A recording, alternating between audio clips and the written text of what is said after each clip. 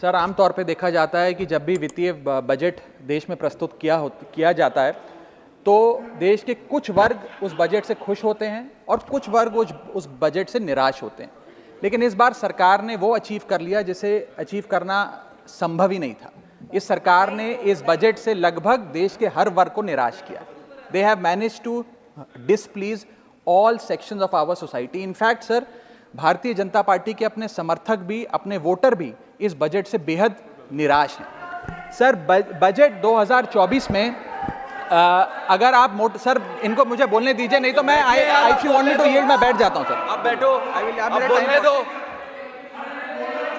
माननीय सदस्य, आप बोलो ना। माननीय सदस्य, क्या प्रॉब्लम है? कृपया बैठे। बैठो। क्या बैठ जाए? बैठो आप। प्लीज बैठिए। आप बोलिए थोड़ा सा, प्लीज कंटिन्यू बोलिए। सर, पिछले 10 सालों में टैक्स लगा कर सरकार ने एक देश के आम आदमी का खून चूस लिया। अब आप मानिए, आप 10 रुपए कमाते हैं, उसमें से 3 साढ़े 3 रुपए आप इनकम टैक्स के माध्यम से दे देते हैं, 2 रुपए 2.5 रुपए जीएसटी आपका चूस लेता है, 1.5-2 रुपए आपका कैपिटल गेन टैक्स लगता है, सेस सरचार्जेस 1-1.5 रुपए के लग जाते हैं, तो मात्र 10 रुपए में से 7-8 रुपए तो सरकार के खजाने में चला जाता है। तो आम इंसान को मिलता क्या है, आम आदमी को मिलता क्या है? और सरकार जो हमसे इतना टैक्स लेती है उसके बदले में सरकार हमें देती क्या है? कौन सी ऐसी अंतर्राष्ट्रीय सेवाएं, world class health care, education, transport सुविधाएं सरकार बदले में देशवासियों को देती है? मैं ये भी पूछना चाहता हूं। इसीलिए आज मुझे ये कहने में बिल्कुल भी गुरेज नहीं है that sir we in India today pay taxes like England to get services like Somalia. Sir, आज सर मैं अपने इस भाषण को सर 2 भाग में बांटूंगा। पहले भाग में मैं सर सरकार की इतनी दुर्दशा 2024 के चुनावों में क्यों हुई और आज की आर्थिक स्थिति क्या है उस पर बात करूंगा, और दूसरे भाग में कुछ सुझाव भी सरकार को दूंगा। सर, पहले 2019 में भारतीय जनता पार्टी की 303 सीटें थी। देश की जनता ने उन सीटों पर 18% जीएसटी लगाकर इनको 240 सीटों पर ला खड़ा किया। सर, इसके कई कारण बताए जाते हैं। कोई कहता है कि धर्म का कार्ड नहीं चला, कोई कहता है जातीय कारण है, तो कोई कहने लगता है कि टिकट डिस्ट्रीब्यूशन में कमी रही। सर, ये सब ऊपरी कारण है।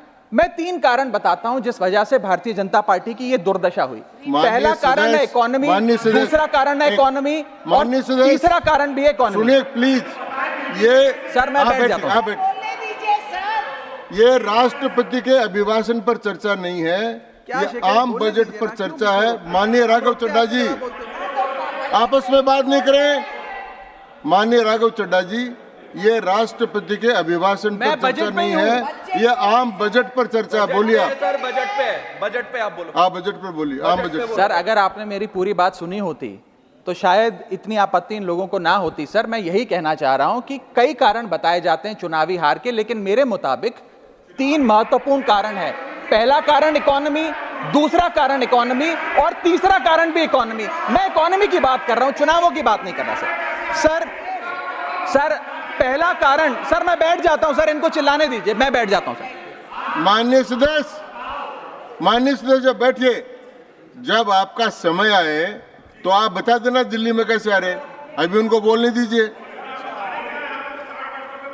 बोलिए। अभी उन्होंने बना दिया है। बोलिए।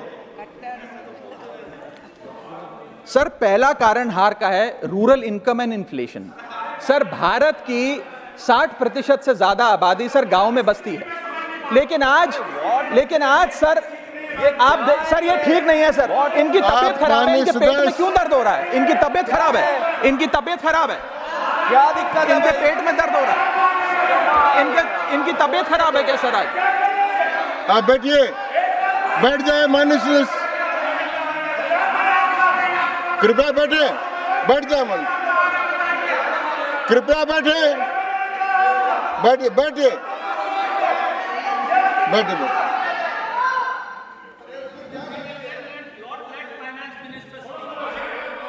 आप माननीय सदस्य डिस्टर्ब मत करें, इनको बोलने दें।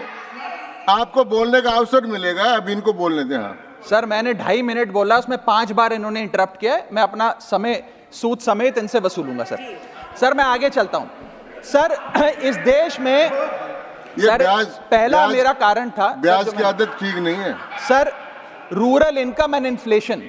सर आज rising rural inflation, rural unemployment, low crop yield, income inequality, farmer debt, high input cost, low income, no MSP और क्रॉप लॉसेस के चलते यह आलम है सर कि रूरल इनकम ग्रोथ वित्तीय वर्ष 23-24 में डेकेडल लो पे है, डेकेडल लो पे। और सर इसी के साथ साथ किसानों की आय दुगना करने का वादा था, स्वामीनाथन कमीशन के अनुसार एमएसपी देने का वादा था, वो वादे जब पूरे नहीं हुए तो आलम यह है सर कि पिछले 25 महीने लगातार रियल रूरल वेजेस डिक्लाइन पर हैं लगातार। और इसके साथ साथ यूपीए के दौरान, कांग्रेस पार्टी की सरकार के दौरान फार्म वेजेस में 8.5% का इजाफा देखा गया था, एनडीए 1 के दौरान 3% और एनडीए 2 के दौरान -0.6% का इजाफा देखा गया, यानी कि रूरल वेजेस गिरती जा रही हैं। सर मैं ऐसे साधारण भाषा में समझाता हूं सर 2014 में एक दिहाड़ी मजदूर एक दिन की अपनी दिहाड़ी से 3 केजी अरहर की दाल खरीद सकता था सर आज वही दिहाड़ी मजदूर वर्ष 2024 में एक दिन की दिहाड़ी से 1.5 केजी अरहर दाल खरीद पा रहा है, यानी कि महंगाई भी बढ़ रही है और उसकी आमदनी भी घट रही है। इसका नतीजा क्या हुआ सर? इसका नतीजा यह हुआ कि इनका वोट शेयर घटा, रूरल एरियाज में 5% भाजपा का वोट शेयर घटा, इनके खुद के यूनियन एग्रीकल्चरल मिनिस्टर चुनाव हार गए और 398 रूरल सीट्स में से 2019 में इनको 236 मिली थी, आज 398 सीट्स में से इस बार मात्र 165 सीटें मिली हैं, यानी कि रूरल इंडिया में इनको नकार दिया गया है सर दूसरा मेरा जो आज देश में आर्थिक स्थिति है जिसके कारण इनकी भी ये चुनावों में दशा हुई, उसका है फूड इन्फ्लेशन। सर थाली का बजट बिगड़ गया सर, आटा हो, दूध हो, चावल हो, दही हो, हर वस्तु पे महंगाई का आलम है, जीएसटी का आलम है और लगातार इस देश में फूड इन्फ्लेशन बढ़ता जा रहा है। 9 से 9.5% के लगभग आसपास फूड इन्फ्लेशन मंडरा रही है सर इस देश में। और मैं पूछना चाहता हूं सरकार से कि वो कमोडिटीज जिसमें हम सेल्फ सफिशिएंट थे, वो कमोडिटीज जिस पे हम एक्सपोर्ट किया करते थे, उसमें कैसे महंगाई घुस गई? और अगर वो कमोडिटीज भी महंगी हो गई हैं तो उसका फायदा किसान को क्यों नहीं मिलता? वो सारा पैसा जा कहां रहा है? ये एक बड़ा महत्वपूर्ण सवाल है सर। आटा 2014 में 21 रुपए प्रति केजी बिका करता था, आज 42 रुपए प्रति केजी हो गया है। दूध 30 रुपए प्रति लीटर के आसपास बिका करता था वर्ष 2014 में, आज 2024 में 70 रुपए प्रति लीटर बिकता है सर। देसी घी 2014 में 300 रुपए प्रति केजी पे बिका करता था, आज 2024 में 675 रुपए प्रति केजी बिकता है। अरहर की दाल 80 रुपए प्रति केजी बिका करती थी 2014 में, आज 230 रुपए प्रति केजी बिक रही है। और न जाने कितनी वस्तुओं के दाम आसमान छू रहे हैं सर। और अगर यही रफ्तार रही महंगाई की तो जितनी रफ्तार से 303 से 240 पर आए हैं, उससे तेज रफ्तार से 240 से 120 पर आएंगे सर ये लोग। Sir third reason is unemployment, यानी कि बेरोजगारी। सर इनफॉर्मल सेक्टर हो या फॉर्मल सेक्टर हो, अनऑर्गेनाइज सेक्टर हो या ऑर्गेनाइज सेक्टर हो, हर जगह अनएम्प्लॉयमेंट है। और सीएमआई की रिपोर्ट यह बताती है कि अनएम्प्लॉयमेंट दर ऑर्गेनाइज सेक्टर की इस देश में 9.2% है। अनऑर्गेनाइज सेक्टर की तो बात ही भूल जाइए, ऑर्गेनाइज सेक्टर की अनएम्प्लॉयमेंट दर 9.2% है। और हम लोग अपने देश के ह्यूमन रिसोर्सेज को किस कागार पे लाकर खड़ा कर दिया है उसका आलम देखिए सर। उत्तर प्रदेश सरकार के सचिवालय में पीएन की पोस्ट के लिए 368 नौकरियां निकली, 23 लाख लोगों ने उसके लिए आवेदन पत्र दिए।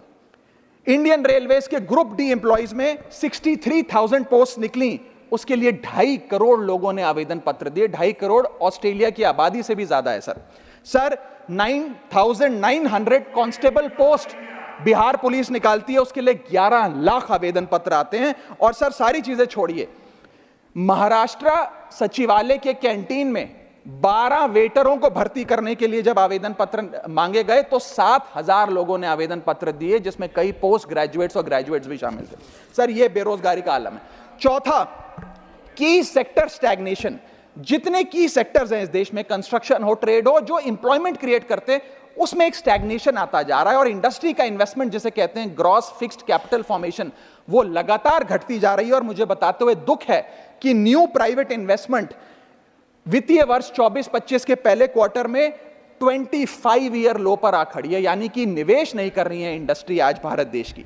सर पांचवा कारण है गिरती हुई पर कैपिटा इनकम, यानी कि प्रति व्यक्ति आय।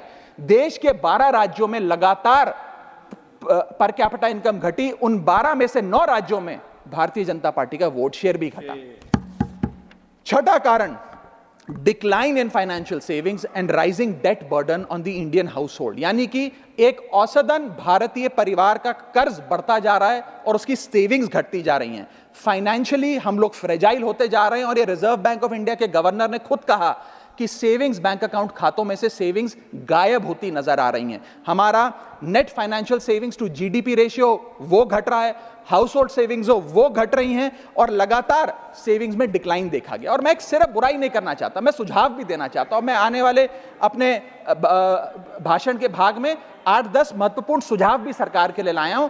देश हित में, देश की अर्थव्यवस्था के हित में सुझाव देना चाहता हूं। पहला सुझाव, index minimum wages with inflation, यानी कि न्यूनतम मजदूरी आय को बढ़ती महंगाई के साथ जोड़िए। Ma'am, inflation erodes purchasing power. Inflation वो महंगाई वो दीमक है जो आपकी परचेजिंग पावर, आपकी संपत्ति को खा जाती है। इसीलिए आज मैं कहना चाहता हूं कि जैसे बेल्जियम जैसे देशों ने ऑटोमेटिक इंडेक्सेशन ऑफ वेजेस लागू किया है, उसी प्रकार हमारे देश में भी मिनिमम वेजेस की ऑटोमेटिक इंडेक्सेशन होनी चाहिए। और यहां मैं बताना चाहूंगा कि मेरे नेता अरविंद केजरीवाल जी ने, हमारी आम आदमी पार्टी की सरकार ने देश में सबसे ज्यादा मिनिमम वेजेस दिल्ली में देने का काम किया।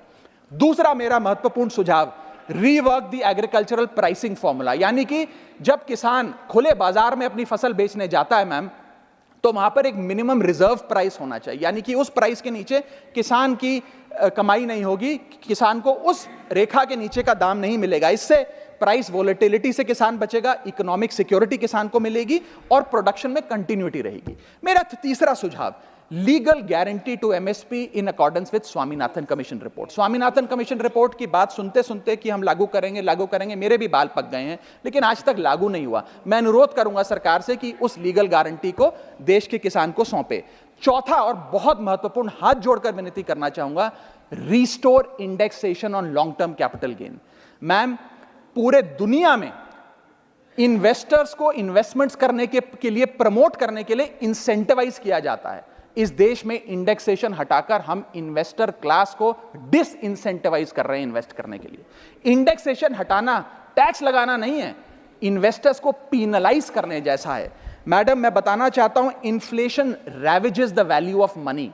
पैसे को खा जाता है इन्फ्लेशन, इसीलिए हम कॉस्ट ऑफ एक्विजिशन को इंडेक्स कर कैपिटल गेन टैक्स की कैलकुलेशन करते हैं। और जो लोग खुश हैं आज कि कैपिटल गेन टैक्स को 20% से घटाकर 12.5% कर दिया है, उनके लिए मैं एक उदाहरण लाया हूं। इस उदाहरण के माध्यम से हम समझ जाएंगे कि कैसे इंडेक्सेशन हटाना इस देश के इन्वेस्टर को एक बहुत बड़ी उसकी जेब पे डाका डालने जैसा है। मैडम, फर्ज करिए कि 2001 में आपने 1 करोड़ रुपए का एक मकान खरीदा। वो मकान की दर 6% के हिसाब से बढ़ती गई उसकी वैल्यू, और आज वो मकान जो 1 करोड़ का आपने 2001 में खरीदा था, वो आज 4 करोड़ 17 लाख रुपए का हो गया। अब 2 सिनेरियो हैं, एक इंडेक्सेशन का सिनेरियो जिसमें आप बेचें उस पर टैक्स लगे, और एक नया सिनेरियो जिसमें आप उसे बेचेंगे तो नई रेट के अकॉर्डिंग उस पर टैक्स लगेगा। मैं पहले पुराने सिस्टम के हिसाब से, इंडेक्सेशन वाले सिस्टम के हिसाब से उस पर कितना टैक्स लगेगा वो आपको बताना चाहता हूं। आज वो मकान जो आपने वर्ष 2001 में 1 करोड़ का खरीदा था, वो आप 4 करोड़ 17 लाख रुपए का बेचती हैं, तो आपकी सेल प्राइस 4 करोड़ 17 लाख, लेकिन आपकी purchase price, inflation adjusted indexed purchase price 1 crore नहीं, लगभग 3 करोड़ 60 लाख के आसपास आती है। यानी कि आपका sale price minus purchase price, जो प्रॉफिट ऑन सेल है, वो 54 लाख रुपए होता है। उस 54 लाख रुपए पर 20% के अकॉर्डिंग आप पे टैक्स लगता है, यानी कि इंडेक्सेशन वाले फॉर्मूले से आपको कुल टैक्स 10,80,000 रुपए देना पड़ता है। मैं राउंड ऑफ करके 11 लाख रुपए कहता हूं। लेकिन जो नई व्यवस्था है जिसमें इंडेक्सेशन आपसे छीन लिया गया है, उसमें sale price 4 crore 17 lakh, cost price 1 crore, मुनाफा 3 करोड़ 17 लाख, उस पर 12.5% टैक्स, यानी कि टैक्स कुल मिलाकर आपका बनता है 39,62,000। यानी कि नई व्यवस्था में वही 1 करोड़ का मकान अगर आप बेचेंगे आज 4 करोड़ 17 लाख का, तो आपको लगभग 40 लाख रुपए टैक्स देना पड़ेगा, और पुरानी व्यवस्था में आपको मात्र 11 लाख रुपए टैक्स देना पड़ेगा। यानी कि 40 - 11 लगभग 29 लाख रुपए का एडिशनल टैक्स आपको देना पड़ेगा मात्र 1 करोड़ रुपए के प्लॉट की सेल पर। यह है इंडेक्सेशन का खेल। इसीलिए indexation long term capital investments के लिए अति आवश्यक है। मैं सरकार से अनुरोध करूंगा कि उसे ना हटाएं। और आज मैं इस सदन में भविष्यवाणी करता हूं, अगर आपने इंडेक्सेशन वापस लागू नहीं किया तो 3 चीजें होने जा रही हैं इस देश में। पहला, रियल एस्टेट में इन्वेस्टमेंट गिरने वाली है और लोग अपना ड्रीम होम कभी नहीं खरीद पाएंगे। दूसरा, अंडर वैल्यूएशन होगी प्रॉपर्टी डील्स की, सब लोग सर्कल रेट पे प्रॉपर्टी खरीदेंगे बेचेंगे, कोई असल कीमत नहीं बताएगा। और थर्ड थिंग जो इस देश में होने जा रही है, रियल एस्टेट सेक्टर में भारी तादाद में ब्लैक मनी आने जा रहा है अगर आपने ये इंडेक्सेशन का फैसला वापस नहीं लिया। मेरा 5वां सुझाव सरकार को, फाइनेंशियल सेविंग्स को इंसेंटिवाइज करिए। डेट में, इक्विटी में, म्यूचुअल फंड्स में, बैंक डिपॉजिट्स में, फाइनेंशियल इन्वेस्टमेंट्स, और खास करके जो 24 से 36 महीने से अधिक लोग अपनी इन्वेस्टमेंट रखते हैं उन्हें इंसेंटिवाइज करिए, टैक्स मत करिए, पीनलाइज मत करिए। और मैं कहूंगा आने वाले समय में आपको लॉन्ग टर्म कैपिटल गेन पे टैक्स अबॉलिश करने के लिए भी सोचना चाहिए, ना कि उसे सिर्फ कम करना चाहिए। छठा मेरा सुझाव, review, revise and simplify GST. GST जिसे गहरा संकट टैक्स या गब्बर सिंह टैक्स के नाम से आज देशवासी जानते हैं, रोटी हो, कपड़ा हो, मकान हो, हर चीज पे जीएसटी लगा लगाकर हमने इस देश के इन्फ्लेशन पर भी जीएसटी लगा दिया, सारी चीजें महंगी हो गई। मेरा सुझाव है सरकार से कि इस जीएसटी के पूरे फ्रेमवर्क को कॉम्प्रिहेंसिवली स्टडी कर रिवाइज करिए। एक्सपोर्ट ओरिएंटेड सेक्टर्स में जीएसटी कम करिए ताकि हम ग्लोबली कंपेटिटिव बन सकें।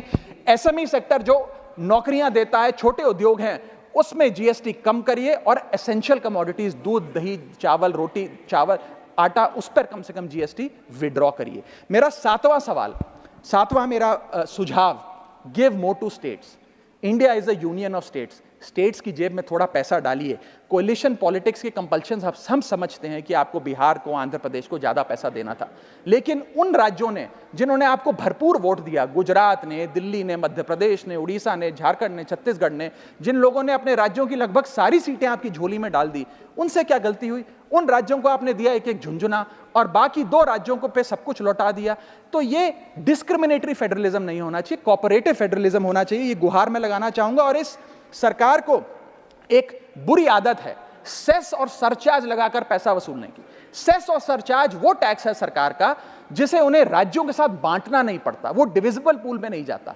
इसीलिए सरकार सेस और सरचार्ज लगा लगाकर आम आदमी से पैसा वसूलती है। मैडम, अगर केंद्र सरकार 100 रुपए कमाती है तो उसमें से 18 रुपए सेस और सरचार्ज के जरिए कमाती है, यानी कि मात्र 82 रुपए, 100 में से 18 हटा दीजिए, 82 रुपए डिविजिबल पूल में जाता है जो राज्यों में बांटा जाता है। 18 रुपए सीधा सरकार की जेब में जाता है। मैं अनुरोध करूंगा कि सेस और सरचार्ज की या तो इस प्रथा को बंद करें या वो भी डिविजिबल पूल में डालकर स्टेट्स के साथ बांटे। मेरा 8वां सुझाव, जीएसटी कॉम्पनसेशन जो राज्यों के लिए बंद कर दिया गया है उसे कम से कम 5 साल और दीजिए।